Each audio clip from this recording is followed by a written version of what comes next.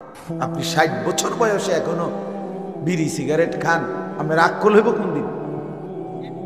হ্যাঁ, দিমাগ হবে কোন দিন? হায়া হবে কোন দিন? 60 বছরের বুড়া মানুষ কেমনে চা দোকানে বসে টেলিভিশনে নর্তকীর নাচ, জিনা ব্যভিচারের দৃশ্য দেখে? এতটা অসভ্য মুসলমান কিভাবে হয়? এত বেহায়া হবে কেন মুসলমান? আপনি কিসের দাদা হইলেন মিয়া? কিসের চাচা হইলেন আপনি? আপনার লজ্জা কোথায়? হায়া কোথায় আপনার? আর কত বছর পরে শরম আসবে মিয়া সাহেব? আস্তাগফিরুল্লাহ, আস্তাগফিরুল্লাহ। এই জন্য রাসূলকে ছেড়ে দিছে, আল্লাহকে বাদ দিয়ে দিয়েছে, বলে আল্লাহ তাআলার 2 পয়সার ইজ্জত রাখে নাই, সম্মান রাখে নাই, সম্মান রাখে। দুর্গন্ধওয়ালা ওই মুখে রাসূলুল্লাহ সাল্লাল্লাহু আলাইহি সাল্লামের সামনে কিভাবে দাঁড়াবেন? সুপারিশের জন্য কিভাবে যাবেন বলেন বাবা? বলেন, এই ছেলেরা, বেটা, তোমরা যারা পেশাব করে পানি নাও না, অপদার্থ! এত বড় দুর্গন্ধ, মুতের গন্ধের চাইতে দুর্গন্ধ অন্য কিছু হইতে পারে বেটা? পেশাবের তো সাংঘাতিক দুর্গন্ধ, সাংঘাতিক দুর্গন্ধ। এই পেশাবের দুর্গন্ধ প্যান্টের মধ্যে জমতে থাকে সারাক্ষণ, সারাদিনে 10 বার পেশাব করলে প্রতিবারে যদি 10 ফোঁটা পেশাব পরে প্যান্টে, তাহলে 100 ফোঁটা। এতগুলো মুতের গন্ধ যার নাকে লাগে না, এত দুর্গন্ধময় যুবক, এত নিকৃষ্ট। আহা, তুমি রাসূলুল্লাহ সাল্লাল্লাহু আলাইহি ওয়াসাল্লামের সামনে কিভাবে দাঁড়াই? যার পবিত্র দেহ মুবারক, রাসূলুল্লাহ সাল্লাল্লাহু আলাইহি ওয়াসাল্লামের পুরা দেহটা ছিল মেশক আম্বরের গ্রানওয়ালা। তিনি হাঁটলে মাইলকে মাইল ওই রাস্তা সুগন্ধিতে ভরে যেত। সাহাবায়ে কেরাম অপেক্ষায় থাকতো নবী সাল্লাল্লাহু আলাইহি সাল্লামের পবিত্র ঘাম মুবারক বোতলে শিশিতে ভরবে আতর হিসেবে ব্যবহারের জন্য। নাকি রাসূলুল্লাহ সাল্লাল্লাহু আলাইহি সাল্লাম নিজে বলছেন, এটা কেবল নিচের দিকে নাইমা যায়, অপারেটর কো বেটা সদ বোতল এটা তোমার বইয়ে বইয়ে জিমাও, একটু পর পর অটোমেটিক নিচে নেমে আসে। এই দোষ নাই, তোমরা এটা আরো বেশি লাগা দিচ্ছ, আমার বুঝাইও না। হ্যাঁ, তো রাসূলুল্লাহ সাল্লাল্লাহু আলাইহি ওয়াসাল্লাম বলছেন, বাপ আপনারা সবাই জানেন এটা, নবীজি বলছেন, হুব্বিবা ইলাইয়া ফিদ দুনিয়া সালাসা, দুনিয়াতে 3 জিনিস আমি রাসূলের নিকটে সবচেয়ে প্রিয়। কয় জিনিস? এর মধ্যে 1 নম্বরে হলো আত্মীব, সুগন্ধি, আতর, সুগন্ধি। নবী সাল্লাল্লাহু আলাইহি ওয়াসাল্লাম তার কাছে পৃথিবীর যত বস্তু তার মধ্যে সবচেয়ে প্রিয় ছিল আতর, সুগন্ধ। তার মানে দুর্গন্ধ তিনি পছন্দ করতেন না, পছন্দ করতেন। নবী সাল্লাল্লাহু আলাইহি ওয়াসাল্লাম পছন্দ করতেন না। আপনারা সবাই শুনছেন কাঁচা পেঁয়াজের গন্ধ, কাঁচা রসুনের গন্ধ আল্লাহ রাসূল সাল্লাল্লাহু আলাইহি ওয়াসাল্লাম নিষেধ করছেন। এই অবস্থায় তোমরা মসজিদে আসবে না, আল্লাহর বান্দাদের মজলিসে বসবে না, কারণ আমার উম্মতের সাধারণ মানুষের কষ্ট হয়, ফেরেশতাদের কষ্ট হয় এই দুর্গন্ধ। হাদিসের মধ্যে আছে মসজিদে নববী, শুনতেছেন আপনারা? নবী সাল্লাল্লাহু আলাইহি সাল্লামের জামানায় মসজিদে নববী, যেটা নবীজি বানাইছিলেন, যেই মসজিদ মদিনায় ছোট্ট খেজুর পাতার ছাউনির মসজিদ, সেটা ছোট ছিল, সামান্য কুদ্দুর জায়গা। তো নবী সাল্লাল্লাহু আলাইহি সাল্লামের জামানায় জুমার দিন সাহাবায়ে কেরাম তো একই সময় সবাই এসে মসজিদে বসতেন, জমা হইতেন, খুতবা দিতেন নবী সাল্লাল্লাহু আলাইহি সাল্লাম। তো অল্প কুদ্দুর জায়গার মধ্যে সবাই চাপাইয়া বসতেন, ফলে সাহাবায়ে কেরাম সবাই কর্ম যারা করত খেজুরের আঙ্গুরের বাগানে ফসলের, তো কাজ টাজ করে আসতেন, তো অনেকে ঘাম নিয়েই আসতেন, ঘামের মধ্যেই কি একবারে ঘামে ভিজে গেছে, এই অবস্থাতে নামাজের ওয়াক্তে আইসা বসতেন, ফলে ঘামের গন্ধ ছিল আল্লাহ নবী সাল্লাল্লাহু আলাইহি ওয়াসাল্লাম পরিষ্কার ভাষায় বলে দিয়েছেন, গুসলুল জুমআতি ওয়াজিবুন আলা কুল্লি মুহতালিম। তোমাদের প্রত্যেকটা প্রাপ্তবয়স্ক সাবালক যারা, প্রত্যেকের জন্য জুমার দিন গোসল ওয়াজিব, আবশ্যক, বাধ্যতামূলক করে দিয়েছে। তার মানে যেন দুর্গন্ধ না, যেন ঘামের গন্ধে আল্লাহর বান্দার কষ্ট না। সেই আপনি বিড়ি সিগারেটের গন্ধ নিয়ে নবীর সামনে কেমনে দাঁড়াইবে? সেই যুবক তুমি পেশাবের দুর্গন্ধ নিয়ে কেমনে দাঁড়াবে? কেমনে দাঁড়াবে? আমি তো আল্লাহর কসম কিতাবে পড়ছি, কিতাবের মধ্যে আমি নিজে পড়ছি, ইবনুল কাইয়িম আল জাওজি রাহমাতুল্লাহ আলাইহির কিতাবে আছে, আদ-দা ওয়াদ দাওয়া কিতাবে আছে, প্রত্যেকটা নাফরমান গুনাহ যে করে, চুরি, ডাকাতি, জিনা, ব্যভিচার, মদ, জুয়া, সুদ, ঘুষ, হারাম, বেপর্দা, বেহায়া, নাচ গান, মানে গুনাহে আসক্ত যে, ডুবা যে, এই গুনাহের একটা দুর্গন্ধ আছে। এজন্য গুনাহগার পাপীর শরীরে দুর্গন্ধ বেশি কিতাবে। আচ্ছা, আমি এটার প্রমাণ দেই, একবার যেই কোনো মানুষ বুঝবে, যেই কোনো, আপনি দেখেন দুনিয়াতে যারা নামাজি, নিয়মিত যারা 5 ওয়াক্ত নামাজ পড়ে, শরীর ওযু গোসলে পবিত্র রাখে, পেশাব পায়খানার ঢিলা কুলুপ পানি ব্যবহার করে, আপনি এমন মানুষকে দেখবেন। আর এগুলো যাদের অভ্যস্ত নাই, পেশাব পায়খানায় ঠিক মতো টয়লেট পেপার পানি ব্যবহার করে না এবং নামাজ পড়ে না, বেনামাজি, ওযু গোসলের কোনো পবিত্রতার ধার নাই, এগুলো আপনি দেখেন এদের মধ্যে দুর্গন্ধ পুরা শরীরেই বেশি। যার কারণে সমস্ত বেনামাজি পুরুষও নারীও, বেহায়া বেপর্দা নারী, তাদের প্রসাধনী, পাউডার, সুনু, ফেয়ার এন্ড লাভলি, মেকআপ এবং যুবকের আপনার বিভিন্ন রকমের স্যান্ড, ফেস ওয়াশ, স্প্রে এটি বেশি লাগে, কারণ দুর্গন্ধ বেশি যেতে। হ্যাঁ, বাস্তব এটা, তার দুর্গন্ধ বেশি তো, এই জন্য এত পাউডার দন লাগে না, ইমানদারের এত পাউডার লাগে না, সেজদাওয়ালার এত কি লাগে না, প্রসাধনী লাগে না, এত স্প্রে মারণ লাগে না।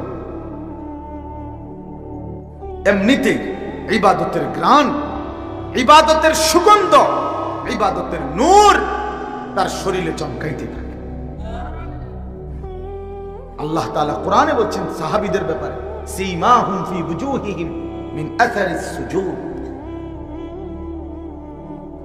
এজন্য বন্ধু আমার, বাপ আমার, আমি কথার প্রসঙ্গে বলতেছিলাম, লম্বা করলাম এই কথাটা।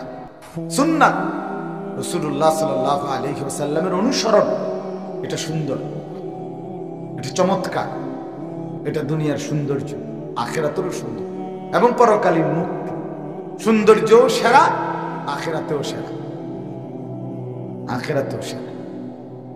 কোনোভাবেই অন্য কোনো তরিকা, অন্য কোনো তরিকা, মিসওয়াক আলহামদুলিল্লাহ, যে পরিমাণ দাঁতের বিশুদ্ধতা, পরিচ্ছন্নতা, আপনি একজন চিকিৎসা বিজ্ঞানের দৃষ্টিতে ডাক্তারের কাছে বিবেকবান, কোন বিবেকবান ভদ্রচিত বিবেকবান ডাক্তারকে জিজ্ঞেস করে দেখেন, ব্রাশ আর মিসওয়াকের মধ্যে দাঁতের জন্য উপকারিতা কোনটা বেশি? আমি জিজ্ঞেস করে দেখছি, ডেন্টাল ডাক্তার আমার পরিচিত ঘনিষ্ঠ আছে,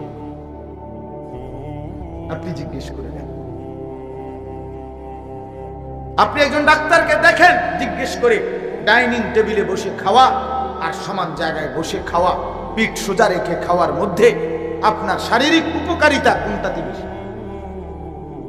জিজ্ঞেস করুন। যা সুন্নাত তা বিজ্ঞানসম্মত, যা সুন্নাত তা স্বাস্থ্যসম্মত, যা সুন্নাত তা শরীরের জন্য উপযোগী, শরীর স্বাস্থ্য সুস্থতার জন্য এটা চমৎকার, এটা চমৎকার। এই জন্য আমরা প্রত্যেকে রাসূলুল্লাহ সাল্লাল্লাহু আলাইহি সাল্লামের অনুসরণের চেষ্টা করি, বলেন ইনশাআল্লাহ। এটা অনেক ফায়দা, অনেক ফায়দা নবীর অনুসরণ। রাসূলুল্লাহ সাল্লাল্লাহু আলাইহি ওয়াসাল্লাম বলছেন, লা ইউমিনু আহাদুকুম হাত্তা ইয়াকুনা হাওয়াহু তাবআন লিমা জিতু বিহি। নবী সাল্লাল্লাহু আলাইহি সাল্লাম বলেন, তোমাদের কেহ পূর্ণাঙ্গ মুমিন হতে পারবে না যতক্ষণ পর্যন্ত সে তার মনের চাহিদাকে, তার সমস্ত কাজকর্মকে, নিজের ইচ্ছা পরিকল্পনা কর্মকে আমি রাসূল যা করেছি, যা নিয়ে এসেছি সেইটার অনুসারী না বানাবে, ততক্ষণ পূর্ণ ঈমানদার হইতে পারবে না। সুন্নাতের অনুসরণ করতে। রাসূলুল্লাহ সাল্লাল্লাহু আলাইহি ওয়াসাল্লাম বলেন, মান আকালা তাইয়িবান ওয়া আমিলা ফি সুন্নাতিন ওয়া আমিনা আন-নাস বাওয়াইকাহু দাখালাল জান্নাহ। তিন আমল যা খায়, যা হালাল খায়, আমল করে যা সুন্নাত মোতাবেক, নবীর তরিকা মোতাবেক, আর কোনো মানুষকে কষ্ট দেয় না, রাসূল বলে সে জান্নাতে প্রবেশ করলো। এই যে সুন্নাত, ওয়া আমিলা ফি সুন্নাতিন, সুন্নাত মোতাবেক আমল। রাসূলুল্লাহ সাল্লাল্লাহু আলাইহি ওয়াসাল্লাম বলছেন, আমালুন কালীলুন ফি সুন্নাতিন খায়রুম মিন আমালিন কাসীরিন ফি বিদআত। সুন্নাত মোতাবেক অল্প আমল সুন্নতের খেলাফ, বিদআত তরিকার অগণিত আমলের চাইতে। সুন্নাত মোতাবেক জিকির আর আমনের কোতান্না জিকির অনেক তফাৎ। জিকির করে দুই লাইন, লাফায় দফায়, ওই ওই ওই ওই ওই ওই ওই ওই, কি কয় না গীতারে বেড়া, হাইডি কি জানে, কিচ্ছু বুঝা যায় না। কি কয়, তার মাথা কয় না মুন্ডু কয়, কিচ্ছু বুঝা যায় না। আমার একজনে কইতেছে, কয় হুজুর জিকির করতে করতে যখন বল পড়ে যায়, তো আরেকজনে এই বেড়া বেড়ি জিকির কয়, আরেকজনে কয় তাল ছাইরো না। কি ছাইরো না? তাল ধরে রাখো। আশ্চর্য, খেলাফে সুন্নাত, বিদআত তরিকা, এটা চাইতে সুন্নাত তরিকা অল্প। রাসূল সাল্লাল্লাহু আলাইহি ওয়াসাল্লাম বলেন এটা উত্তম। আরো আশ্চর্য হাদিস আছে, আল্লাহর নবী সাল্লাল্লাহু আলাইহি ওয়াসাল্লাম পরিষ্কার হাদিসের মধ্যে বলেছেন, যখনই কেউ কোন বিদআত করে, তো যেটুকু বিদআত করলো, যতবার করলো, সমপরিমাণ সুন্নতের আমল তার থেকে সরে গেল, সরে গেল। মা আহদাসা বিদআতান ইল্লা রুফিআ মিসলুহা মিনাস সুন্নাহ আও কামা ক্বালা সাল্লাল্লাহু আলাইহি ওয়াসাল্লাম। সমপরিমাণ, অর্থাৎ আপনি বিদআত করবেন, সুন্নাত থেকে বঞ্চিত বঞ্চিত। কত মুসলমান আছে জিজ্ঞেস করে দেখেন, জীবনের 10 বছর 30 বছর চলে গেছে, বলতেও পারবে না মিসওয়াক।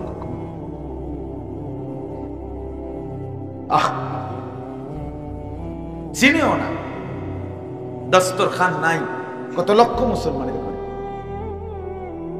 কিন্তু ডাইনিং টেবিল, চেয়ার 6টা, রিক্সাওয়ালা, ঠেলাওয়ালা, কুলি, দিন মজুর, এত ইজ্জতের ডরে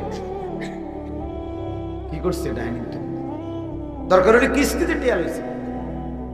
হ্যাঁ, কিস্তি উড়াইয়া কি কিনবা? কিস্তি উড়াইয়া তো অ্যাভেলেবেল বেরিয়েতে কি কিনে? ফার্নিচার কিনে। অসংখ্য মহিলা কিস্তিতে কি করে? ফার্নিচার কিনে, ঘরের একটা একটা করে মাল কিস্তি কিনে। খাট একটা কিনছে, সোফা বানাইছে, ফ্রিজ কিনছে, রঙিন টেলিভিশন কিনছে, ডাইনিং টেবিল বানাইছে, কিস্তিতে আস্তে আস্তে শোধ করে। আবার বললে, আপনি যদি বলেন হারাম, সুদ, বলবে হুজুর আপনারা দিবেন, আপনারা দিবেন, কইতে তো সুন্দর লাগে, আপনারা দিবেন, আপনারা দিবেন। দিনকে যখন ছেড়ে দিছে শয়তান, তখন সীমা লঙ্ঘনে প্ররোচিত করেছে। অর্থাৎ একে তো গুনাহ, তার উপরে আবার গুনাহের উপরে যুক্তি পেশ করছে। কত বড় কুফর! আবেগে আপনাদেরকে বুঝাইবার জন্যই বললাম, আমার জন্য, আপনাদের জন্য, যে সুন্নাত মোতাবেক রাসূলুল্লাহ সাল্লাল্লাহু আলাইহি সাল্লামের অনুসরণ, এর মধ্যেই আমাদের জীবনের নিরাপত্তা, সৌন্দর্য। সৌন্দর্য কোরআনুল কারীমের মধ্যে আছে, ওমা কানা লিল মুমিনিন ওয়ালা মুমিনাতিন ইযা কাদাল্লাহু ওয়া রাসূলুহু আমরান আন ইয়াকুনা লাহুমুল খিয়ারাতু মিন আমরিহি। কোরআনের স্পষ্ট আয়াত। কোন মুমিন পুরুষ এবং নারীর জন্য আল্লাহ এবং তার রাসূল কোন সিদ্ধান্ত দেওয়ার পরে তাদের নিজেদের কোনো মতামত পেশ করার কোনোই অধিকার নেই, কোনো অধিকার নেই। ওমান ইয়াসিল্লাহা ওয়া রাসূলাহু ফাকাদ দাল্লা দালালাম মুবিনা। এরপরে আল্লাহ বলেন, ওই বেটা ফালতু বেটা সরাও এটা, আবারও সরায় না, বেওকুফে না। তার তো কোনো নিজের চুল নিজে বড় করে আবার নিজেই ফিরায়, তো তুমি এটারে সামনে বাড়াইয়া রাখলা, আবার তুমি এটারে পিছা ফিরাও কা? বেকুব কি এরকম হয়? এত বেকুব কি আর বাজারে ওঠে? পাগল। ছি ছি ছি। আপনি বলেন একটা মূর্খতার তো সীমা আছে। আপনি এটারে নিচে রাখছেন, আবার একটু পর পর আপনি এটার উপরে উঠান, আবার নিচে রাখছেন, আবার নিচে উঠালেন, আবার আপনি আমারে কি বলবেন কি হুজুর আপনি এরকম শুরু করছেন? ভালো মানুষ ওয়াজে না করবেন, আপনি ডেরেলে এরকম কে শুরু করবেন? বলবেন কিনা বলেন না? এখানে যে কোনো মানুষ বলবে কিনা? আরো কেউ যদি আরো মারাত্মক হয় কব কিরে হুজুর এটা কি পাগল নিবেন এরকম করে কা? বলবে না? তো তুমি কি পাগল নাকি? তুমি চুলি ডিরে এরকম করো কা? তুমি এমন করো কেন বেটা? নিজে নিজেই হাসে, নিজে নিজেই কাঁদে, নিজের চুল নিজেই টানে, নিজের মোবাইল দিয়ে নিজে নিজেই ছবি তোলে। আহ, গাফেল। অর্থাৎ কে আমি, পরিচয় কি, কোত্থেকে আসলাম, কে আমাকে পাঠাইলো, আহা কেন আসলাম, করছি কি, কিচ্ছু জানে না। আফাহাসিবতুম আন্নামা খালাকনাকুম আবাদা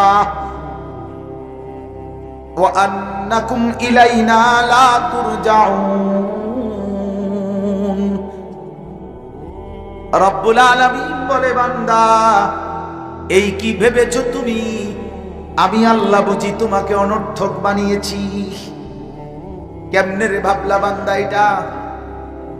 9টা মাস মায়ের অন্ধকার জরায়ুর ভিতরে আমি রব্বুল আলামিন তিল তিল করে অল্প অল্প করে বড় যত্ন করে বড় মায়া করে গোটা পৃথিবীর আড়াল করে কাউকে না জানিয়ে কাউকে না বলে আমি আল্লাহ একাই আমার কুদরতি হাতে তুই বান্দাকে 9 মাস ধরে বানিয়েছি। তুই জানো কি বান্দা, আমি যদি বলতাম কুন তাইলেই তো হয়ে যায়, আমি যদি বলি হও তাইলে তো পলকের মধ্যেই হয়ে যায়, হয় কিনা বলেন? যে আমি এক পলকে বানাইতে পারি সেই আমি 9 মাস ধরে কি করলাম? আমি তোকে সাজাইলাম, আমি তোকে যত্ন করে সাজিয়ে বান্দা এতটা মন মতো করে সাজিয়েছি। ওয়ালাকাদ খালাকনাকুম সুম্মা সাওয়ারনাকুম। আল্লাহ বলে বান্দা আমি তোমাদেরকে বানিয়েছি, অতঃপর আমি তোমাদেরকে সাজিয়েছি, বানাইছিও আমি, সাজাইছিও আমি। এখানে নাক আমি লাগিয়েছি, এখানে কান আমি লাগিয়েছি, এখানে 2 চোখ আমি লাগিয়েছি। তুই বান্দা তোর মাকে বলে দেখ, মা আপনার পেটে যখন আমি ছিলাম 6 মাস বয়সে মায়ের পেটে আপনাকে আল্লাহ কোনোদিন জিজ্ঞেস করেছিল নি মা আজ তোর সন্তানের নাক লাগাবো রে মা, বল তুই তোর ছেলের নাক কোনখানে লাগাবো?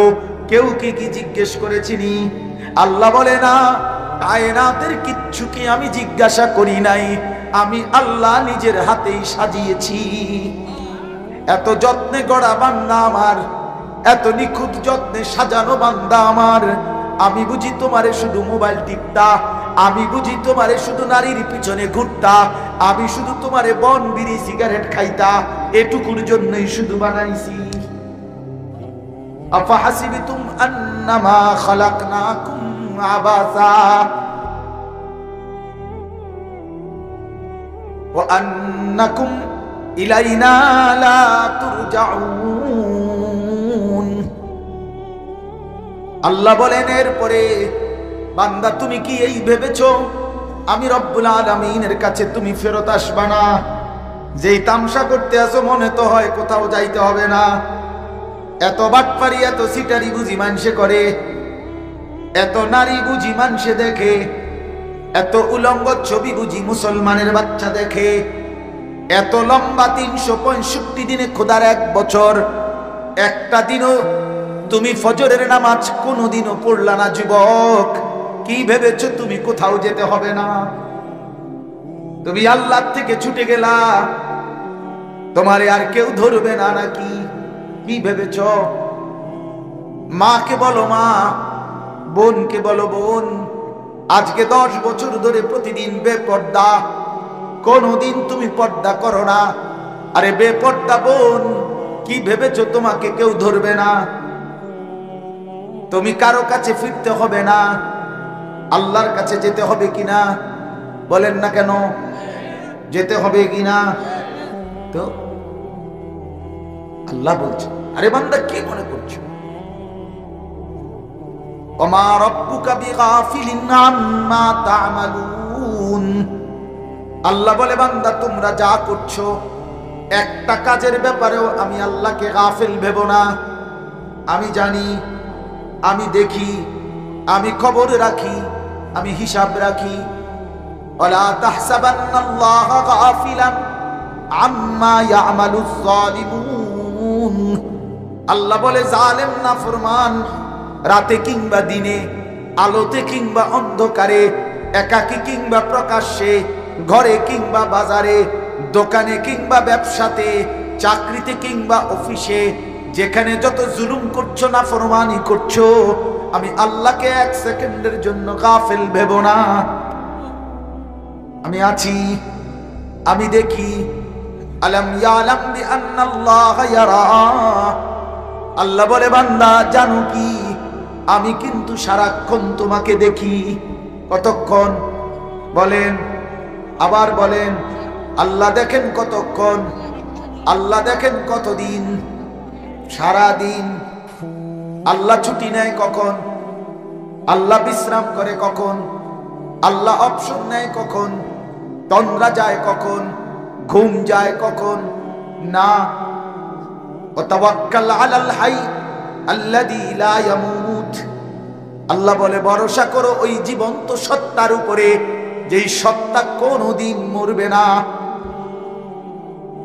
ইয়া সাবিকাল ফাউত, ইয়া সামিআস সাউত, ইয়া কাসিবাল ইযামি লাহমান বাদাল মাউত।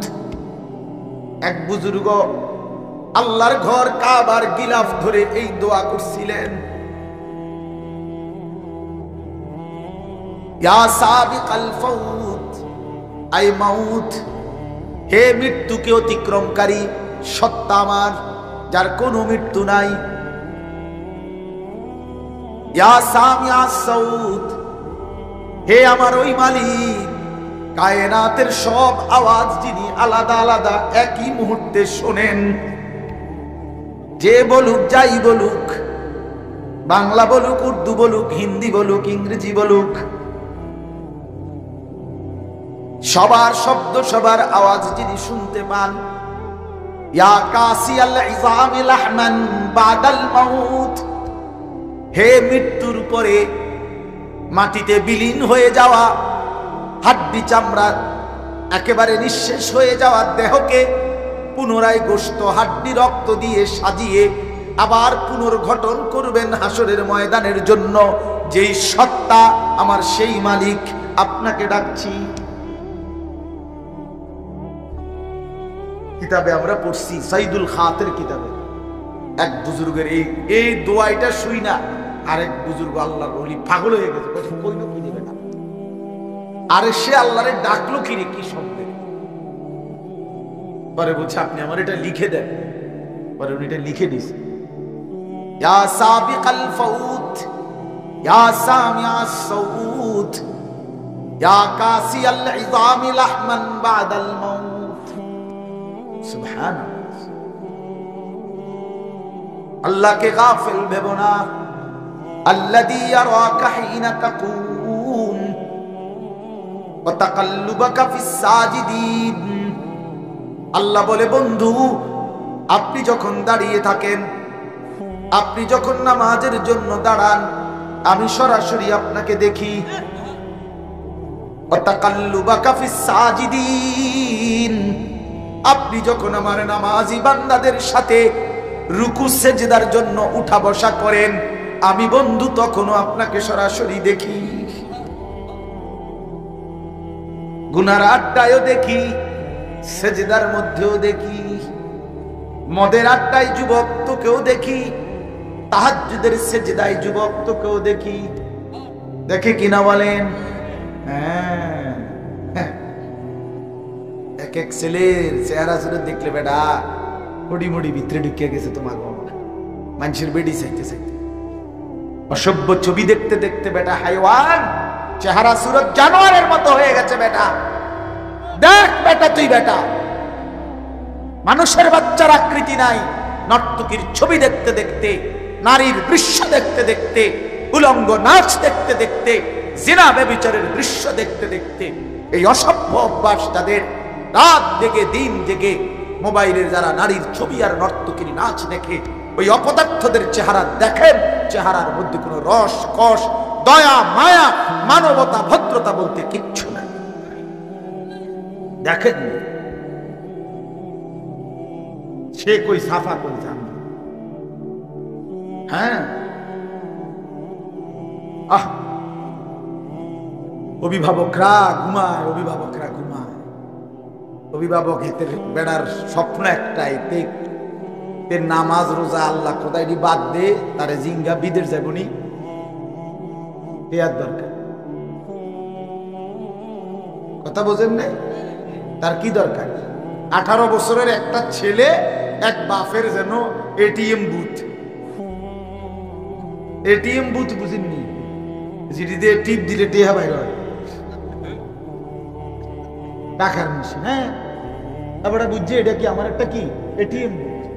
এত নামাজ রোজা ইমান আমল আখেরাত পরকাল তো বাদ দিয়ে চাইতাম না, বিদেশ যাবি নি হেডা টেয়ার দরকার। তো সাসায় জমি বেচবো নিতে আছি, কোন সময় জমি ছেড়ে দেয় টেয়া নাম মিল না রাখলে শুনছি হেন্দে 10 শতক বেচা লাগবে, তো যেটা টাকা কি রাখতেইব রেডি রাখতে। আল্লাহ আমাদেরকে মাফ করে দেন। আমার বাপ আমার ভাই, আমি মূলত কথাই শুরু করছিলাম, প্রিয় নবী সাল্লাল্লাহু আলাইহি ওয়াসাল্লাম 2 মাস টানা রমজানের জন্য দোয়া করতেন, মনে আছে নি কথাটা? অতএব রমজানকে চাওয়া, রমজানের জন্য কামনা করা, রমজানের জন্য দিল থেকে দোয়া করা, এটা একটা আমল, এটা একটা রাসূলুল্লাহ সাল্লাল্লাহু আলাইহি সাল্লামের অনুসরণ, ঠিক কিনা বল? 2 নাম্বার, নবী সাল্লাল্লাহু আলাইহি ওয়াসাল্লাম শাবান মাসে, রমজানের এই আগের মাসে যেটা এখন চলতেছে, এই মাসে লম্বা টানা 15 দিন 10 দিন 12 দিন 17 দিন নবী সাল্লাল্লাহু আলাইহি সাল্লাম নফল রোজা রাখতেন। বছরের 11 মাসের মধ্যে একমাত্র এই মাসেই নবী রমজান ব্যতীত সবচেয়ে বেশি নফল রোজা রাখতেন। অন্যান্য মাসে নফল রোজা রাখতেন নির্ধারিত, যেমন 13, 14, 15 চাঁদের আইয়ামে বীজের 3টা রোজা রাখতেন, সোমবার বৃহস্পতিবার দিন রোজা রাখতেন, আশুরার 10ই মুহররমের রোজা রাখতেন, জিলহজ মাসের 9 দিন রোজা রাখতেন। হ্যাঁ, এগুলো রাসূলুল্লাহ সাল্লাল্লাহু আলাইহি ওয়াসাল্লাম ওই শাওয়াল মাসের 6 রোজা রাখতেন, এগুলো নবীজির আমল ছিল। কিন্তু এমনিতে নফল রোজা টানা 15 দিন 17 দিন 12 দিন 10 দিন টানা নফল রোজা, ফরজ না, রমজানের রোজা না, নফল রোজা এই শাবান মাসে নবীজি রাখতেন। নবীর সাহাবীরা জিজ্ঞেস করছেন, ইয়া রাসূলুল্লাহ সাল্লাল্লাহু আলাইহি ওয়াসাল্লাম, আপনি রমজান ব্যতীত এই শাবান মাসে এত লম্বা এত বেশি নফল রোজা রাখেন কেন? নবীজি বলতেন, তাযীমান লি রমাদান, রমজানের সম্মানার্থে, রমজানের প্রাক প্রস্তুতি, রমজানের জন্য প্রিপারেশন, রমজানের ভালোবাসায় আল্লাহ যেন দেখে আমার বান্দা তো রমজান চাইতেছে রোজা রাখবে, আরে কয় কি রাখবে, তে তো রোজা রাখা শুরুই করে দিছে, পরে হায়াত দিব না তো কারে দিব, ওই দেখি রোজা রাখতেই আছে, আল্লাহ খুশি হবে, খুশি হবে। এজন্য এই রমজানের পূর্বে এই 2টা আমল, এক রমজানের জন্য কি করা, কমা কয় না, কথা কয়, আমি তো সান্দিনার জামাই, আমরা আমার শ্বশুর বাড়ি চান্দি না, জানেন নি? আপনি জানেন না? কি জানেন তো, আর কই লাভ কি? জানেন না জানেন? আমার তো শ্বশুর বাড়ি চান্দি না, তেগুড়িয়া। তেগুড়িয়া নাম শুনছেন না? ওই তেগুড়িয়া গ্রাম। আমার শ্বশুর অনেক বড় আলেম, আল্লাহওয়ালা বুজুর্গ আলেম, আলহাজ হযরত মাওলানা মুবারক হুসাইন ওনার নাম। ঢাকা মধ্যবাড্ডা একটা বড় দাওরায়ে হাদিস মাদ্রাসার মুহাদ্দিস। আমি আমার শ্বশুরের একমাত্র জামাই, ওটার মেয়ে একজন। যাই হোক, তো কাজেই কথা কর, আমি তো গল্লাই মাদ্রাসার ছাত্র। 1997 সনে পূর্ণ 1 বছর আমি গল্লাই কমপ্লেক্সে পড়ছি। হ্যাঁ, সচিব সাহেব তখন ছিলেন, সচিব সাহেবের দেখছি আমি।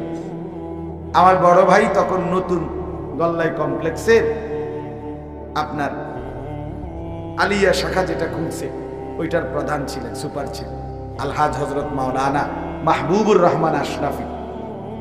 আমার আপন বড় ভাই, এখন চান্দিনা আল আমিন কামেল মাদ্রাসার প্রধান মুহাদ্দিস। বড় ভাইও বড় ওয়াইজ আলেম। যাই হোক, তো আমি তো এখানকার, ও তো বলতেছিলাম আমরা যে এই 2টা আমল রমজানের পূর্বে বিশেষ আমল কয়টা বলেন? 1 নম্বর কি করা? দোয়া। এখনই দোয়া করতে থাকে, প্রতিদিন বলবেন, একদিনও 2, 4, 10, 50 বার। সবার কাছে অনুরোধ, রাত্র অনেক হয়েছে, আমি এই জন্য দেরি করতে চাচ্ছি না।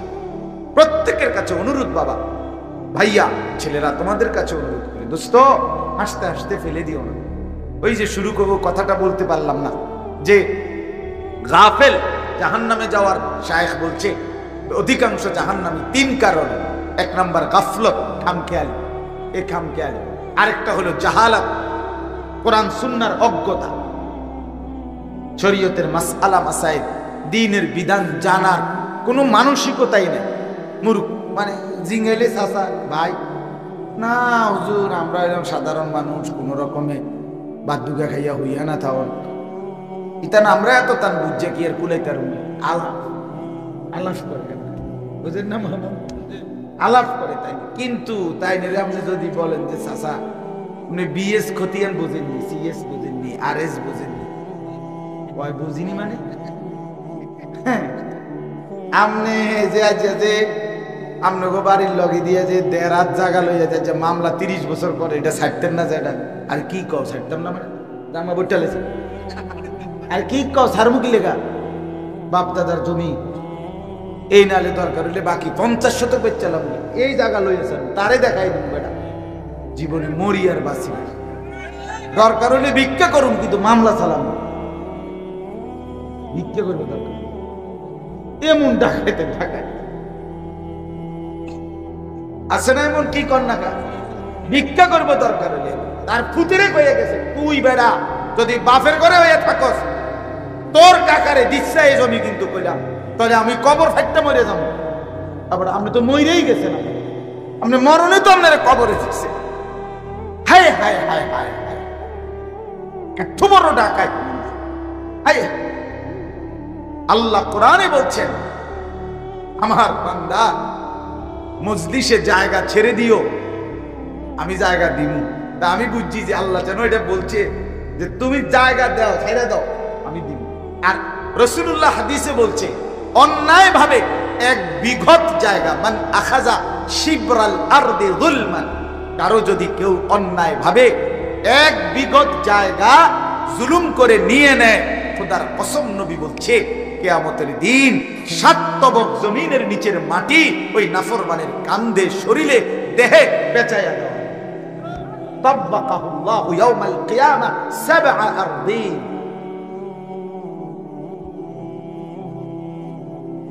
খামখেয়ালি, পুতের সুখের লাগিয়া নিজের কবর আখিরাত শেষ করে দিলেন। এই 1 বিঘত, এই বেড়ারে, এ বড়রে আপন ভাই, আপন চাচতো ভাই, জ্যাঠতো ভাই, মামতো ভাই, আপন চাচা 1 বিঘত জায়গা ছেড়ে দিলে বেটার বাড়িটা, রাস্তাটা হয়ে যায় না? দিত না, দিত না। দরকার আরেক কানে মাহফিলে গিয়ে 30,000 টাকা দিয়া স্লোগান লইয়া পড়ছি ভাই, হ্যাঁ ওই আমরা 200 মাইল দূরে, তারার হেঁটে গিয়ে টাকা দিছে 30,000 30,000 হেতে হেরা সরকার যে জনাব জমিনা দইনা 30,000 মার হাবারে মার আইসা গেছে চাচা বাইতে আইছে 30,000 টাকা দিয়ে। কিন্তু এখানে আপন ভাতিজাকে, আপন চাচাকে, আপন ভাইকে এক বিগত জায়গা এমনি তো দেওয়া যায়, যাইতো না? বলেন না কেন? শুধু শুধু গ্রামে গঞ্জে এগুলো নিয়ে ঝামেলা কি একটা দুইটা? বহুত বহুত। তামনে না বলে দুই কিছু বোঝেন না আপনি রে। আখিরাতের কথা কইলে দুইয়ান সূরা ঠিক করতেন কইলে যে কাকা আপনার আমি একদিন তোমার একজনের বললাম চাচা আমরা তো সূরা কেরাত হয় না, আমি এটি বুঝছি অশুদ্ধ। ও আল্লাহর রহমতে আমার নাতি 3 জন হাফেজ। ও মা আমি আপনারে কি কইলাম, আপনি কি আর কিও কোন চাচা? আল্লাহর রহমতে তাইনের নাতি 3 জন হাফেজ। তার মানে ওনার বাপ হইল 3 জন নাতি হাফেজ। বেহেশতে আমি যাইতে, আচ্ছা তো যাইবো না কেন? আমি তো বউকে তো দেখি না। না ফেরেশতা আমনে টেনশনে না পড়ে রয়েছে, ফেরেশতারা বেহেশতের লোক মিলে যাইতেছে না আমনের লেগে। আরে বাপরে কাকু, আপনার জন্য বেহেশতে কি মিলান যাইতেছে না? রুম মিলাইতেছে না, লোক মিলাইতেছে। এই খামখেয়ালি আখিরাতের ব্যাপারে কি ইয়ালামুনা যাহিরাম মিনাল হায়াতিদ দুনিয়া ওয়া হুম আনিল আখিরাতি হুম গাফিলুন। এজন্য জাহেল হওয়া, অজ্ঞ দ্বীন সম্পর্কে, কোরআন সুন্নাহর বিধান, শরীয়তের মাসআলা মাসাইল না জানা, এটা জাহান্নামে যাওয়ার কারণ। এটা কিসের কারণ বলেন না কেন? আপনি নামাজ পড়ছেন ঠিক আছে 30 বছর, প্রত্যেক দিন সেজদার সময় ঠ্যাং দুনুয়ান আলগি দিয়ে লাইছেন। আপনি তো জানেন না যে 2 পাও যদি মাটির থেকে ছুটে যায়, উঠে যায়, কিয়াম ছুটে যায়, দাঁড়ানো কিয়াম ফরজ, দাঁড়ানো ফরজ, নামাজে দাঁড়ানো কি? তো এটা যদি ছুটে যায় 1 মিনিটের জন্য তো নামাজ বাতিল, সেজদায় সহু দিলেও হইতো না। আপনি তো জানেন, আপনি তো গিয়ে দেখবেন হাসরের ময়দানে নাই কি কো আমার ফেরেশতারে। আরে কোরআনে আছে ওয়ালাউ আলকা মাআদিরা, অসংখ্য নাফরমান নিজের আমলনামা দেখে, বালিল ইনসানু আলা নাফসিহি বাসীরা, নিজের চোখে নিজের আমলনামা দেখবে, দেখা গুনাহ নাফরমানি দেখে আল্লাহর সামনে মাআদিরা আপত্তি পেশ করবে, সিটারে আল্লাহর সামনে বলবে হাসরের ময়দানে, আল্লাহ এটা আমার আমলনামা, আমার নাম আছে যে আনিসুর রহমান, বুঝা যায় এটা আমারে, কিন্তু যেই হারে মিছা কথা লিখছে আমি কইছি না। না একটা মানুষ বুঝি এইভাবে মিছা কথা কি তো বুঝেন না কথা? এইভাবে সুদ খাইছি ঠিক আছে, খাইছি, আচ্ছা আমি একেবারে ফিরতাম না, কিন্তু বুঝি 2-4 টাকাও বালাটিয়া নাই। ওয়ালাউ আলকা মাহাদিরা, হ্যাঁ এরকম আপত্তি করবি, আল্লাহ শনিবার রবিবার সোমবার এদিন নামাজ পড়ছি না, আমি নিজেই কইতে পারি, কিন্তু শুক্রবারে যে 2 রাকাত পড়ছি এডিও তো নাই।